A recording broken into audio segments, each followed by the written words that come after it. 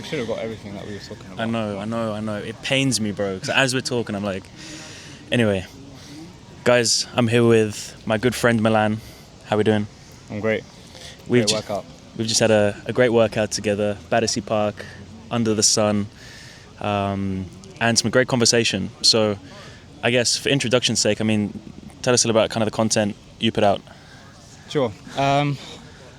It's all self-mastery based, because he told me earlier, how would you encapsulate what you do in just a few sentences? And I found it pretty hard to condense it. But then I thought of something I wrote recently where I said that the successful pursuit of anything external first begins with the internal pursuit of mastery. So I think that perfectly outlines the idea of my content. So that can range anywhere from philosophy, spirituality, business. And I think it's ultimately about becoming... Dan Coe, one of my favorite writers, talks about becoming multi-dimensionally jacked. So learning from different areas and pulling into it to comprise yourself of multiple fields, and that's how you create an edge in life. So I think that's a short answer. So, if you guys that have been watching my content will know, I often talk about how actually success in property, but business, life, finances, relationships, it's actually less about... It's all downstream from mastering yourself, your psychology, your mind. You can have all of the theory, the tactics, but really, from my experience working and consulting with hundreds or maybe thousands of people, is actually the blockers, the obstacles, is within themselves. Mm-hmm. And having conversations with Milan is like so refreshing. Like for us, it's having studied so much, it's almost become obvious in our lives that getting to that next level in anything actually is just oftentimes we're held back by ourselves. But I'm just curious to ask you, from consulting you've done with clients and from your studying, like what would you say are the biggest levers that people can pull in terms of mastering their own psychology, stop being, their own limiting, blocking obstacle to get to that next level? It's a great question, and I think honestly what we spoke about earlier, where it comes down to your level of awareness. People always talk about you have to transcend your programming, you have to reach your new heights when it comes to in business or even spirituality, but you can't transcend what you don't understand. So I think the first block is becoming aware of what you don't understand, which it sounds a bit meta, but essentially uncovering your blind spots is an easier way to put it. The way you uncover blind spots and uncover limiting beliefs, in my experience and in the experience of my clients, and I think probably even in yourself, is one of the methods is exposure to new heights, to new environments, new conversations. It unlocks something in your mind, right? Like you were just talking about the Tony Robbins event that you went to. Mm-hmm. Let me ask it back to you, how do you think that uncovered some of the blind spots that you probably potentially weren't even aware of? I mean, I often say that I'm a big advocate for getting in the right rooms, like getting exposure to people playing a bigger game, doing incredible things that are several steps ahead. For one primary reason, that they've got knowledge that they've obviously learned maybe sometimes the hard way, and you can kind of compress time by getting knowledge from people that have already figured it out. But actually what I find to be most powerful is when you're in a room with someone, or in proximity with someone that's achieved something that either you want to achieve or didn't know was possible, but then you kind of speak to them, engage them, and you see a part of yourself in them. It kind of creates this belief system that actually I am kind of just like them, and if they can do it, I can do it. So it's getting exposure like, okay, cool, I maybe didn't know that was possible, so now I know it's possible, and actually this person is not that much different to me. They aren't super high IQ, super gifted. Mm-hmm. They're just someone that has done a bit more work and figured it out. And then obviously that belief system of if one man can do it, I can do it, I think is one of the most powerful belief systems that you can adopt, for sure. I completely agree. I think the actual spiritual lens on that, and this is a bit meta, I think, but it's this idea of if we are all expressions of the same consciousness, then I am literally you, you are literally me. So what that means is, in that context, if someone else can do something, then it is 100% in my capacity to do the same thing. That's just the spiritual lens of looking at it. But yeah, I mean that's one way that we uncover limiting beliefs. Another way is, I think, having people around you that aren't yes men. Obviously, like, I For think sure. that's a big one, especially in business.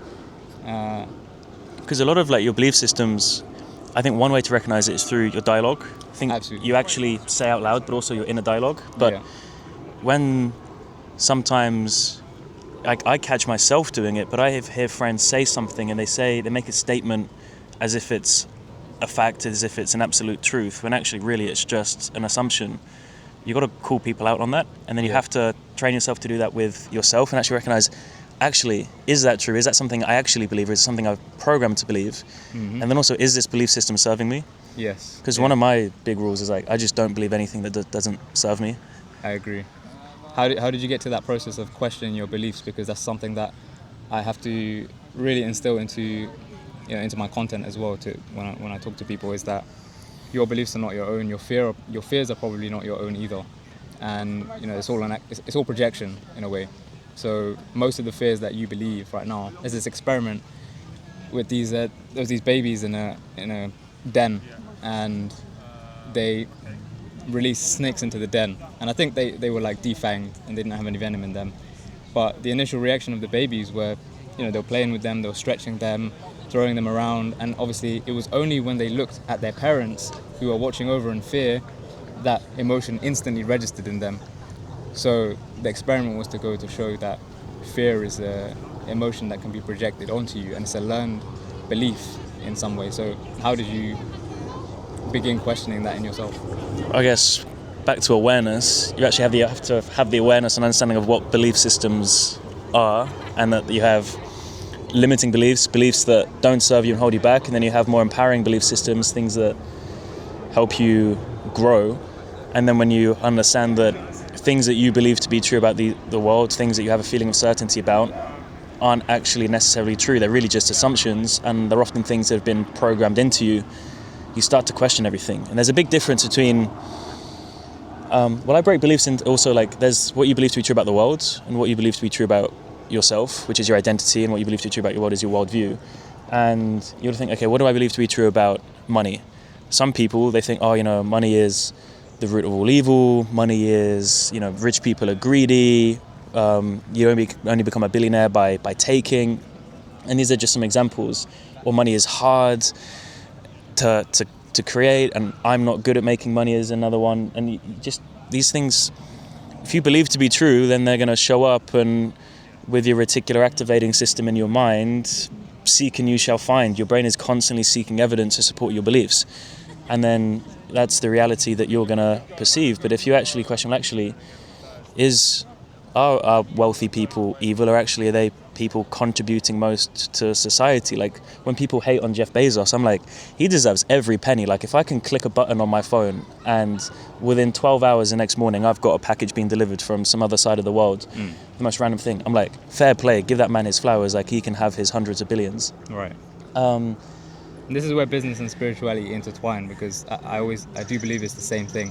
One of the quotes I read when I was young was that entrepreneurship is just a personal growth engine in disguise, because all of the trials and tribulations you go through in running a business, and which the business that I had run in the past, actually grows you spiritually and your personal development, and it reveals the same truths to you that you would learn in a spiritual book, and going back to Bezos, you get rewarded for the amount of value that you provide, right? That's just a law of business, not for how hard you work. And the amount of value he's providing is an act of service at the same time. And any act of service is equally reciprocated, I think, most times. I think that's just a law of nature. So, yeah, I don't see how you can disagree with that. So beliefs are one big lever people can pull. Question everything you believe to be true about yourself and the world, and just don't believe anything that doesn't serve you. Get exposure to great people and start to figure out what are more empowering belief systems you can adopt, and seek evidence to support those beliefs. What's next? Like, after belief systems, what's another big lever people can pull? I think one practical thing you can think about is, Naval always talks about this, the 3 levers that are the most important you should think about is what you do, who you do it with, and where you live. Again, I think that kind of covers with, it kind of falls into exposure. because, for example, living in a city like London, you're exposed to, like a client of mine, for example, says that he sees, maybe he's in business, and he sees one supercar a year in the city that he lives in, and where we are, it's just the norm. Like, you don't even look twice. And I think that does fundamentally change things for you, because it doesn't put certain things on a pedestal. So where you live is one for sure. What you do, of course, this is a tricky one, because I have a client dealing with this right now. He's not, I'm curious to get your opinion. He doesn't love what he does, but he's good at what he does. What do you think he should do? That's a sticky one, because also I think depends what stage he's at in his life. Like, I would recognize I'm at a chapter in my life where my priority is getting together a certain level of resources and experience and network, and with that just comes doing things I don't necessarily feel like I enjoy. But actually, a lot of reflection I've done this year is starting to really understand, it's like, what are my highest values and what am I doing, which when I'm doing them I feel most inspired, find most meaning in what I'm doing, and what gives me like the most kind of life force and energy, and starting to shift more of what I do to support that and do less of what I actually rank lower on my values through having the right team and systems and whatnot. But when you're at day one of what you're doing, then you have to suck it up a little bit. But I guess there are nuances to it. Yeah, I agree. It's a good answer. That's pretty much what I told him. I think if you're in survival mode or near enough survival mode, you definitely need to utilize grit, I think, in those stages, until, like you said, you're at a stage where you do get the privilege of choice. Cool. Anything else? Well, I'm just curious, for your sake, in your journey so far, what are the principles that you've learned that have, created like a paradigm shift in you, and you never thought about things that way before? Maybe this year. This year? The big ones are beliefs, environment, which we've spoken about. Yeah, probably actually just really getting clear on, it's what Neville Goddard speaks about thinking from the end, getting more and more clear. So a question I ask myself countless times a day is, what do I want? Right. What do I want right now? What do I want today? What do I want? Yeah. 10 years from now, 50 years from now, from my whole life, from relationships, from my finances, from everything. Because the more clarity you have, the more intentional you can be with your actions, right? Yep. That's why I got the North Star tattooed on me. That's why. No way. That's why I'm always reminded of my North Star, and have to think about the North Star. Otherwise, you become aimless. But I think, and this literally comes back to your first point you made about mastering the internal. Yeah.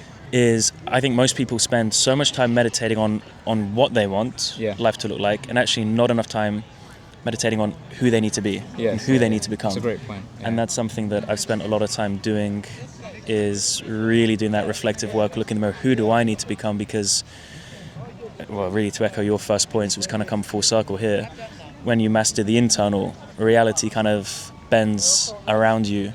It does, and that's the thing. I think once you have that realization and the conviction begins to build, and you start to get real evidence that this actually works, I think that's when the paradigm shift happens. And to your point, the world doesn't give you what you want, it gives you who you are. Wow. And I think that's the it's the mirror principle. Cool. So yeah.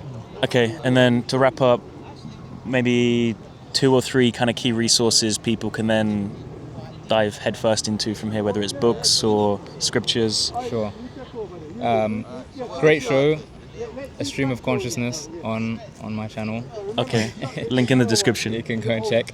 But no, I think depending on where you are, obviously in your journey, I'm very much an advocate for building the intuitive mind as much as the logical mind, and getting them to work in harmony rather than just leaning too far into one side.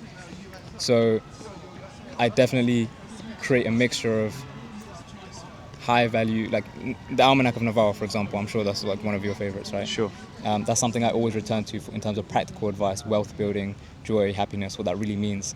Spirituality, I always, as we were talking about earlier, I always refer back to scripture, whether that's whatever resonates and calls to you. There is no one way. There's only your way. That's how I think about it. So whether it's the Vedas, whether it's the Bhagavad Gita, whether it's the Bible, whether it's the Quran, same messages, different messengers, right? And I think, to be honest, you don't really need to turn outward into anything. You just need to spend more time turning inward and paying attention to your own intuition. And it's the best navigation system in the world, that's been developed over thousands and thousands of years. So you just need to learn to listen to it and pay attention and notice again, I think.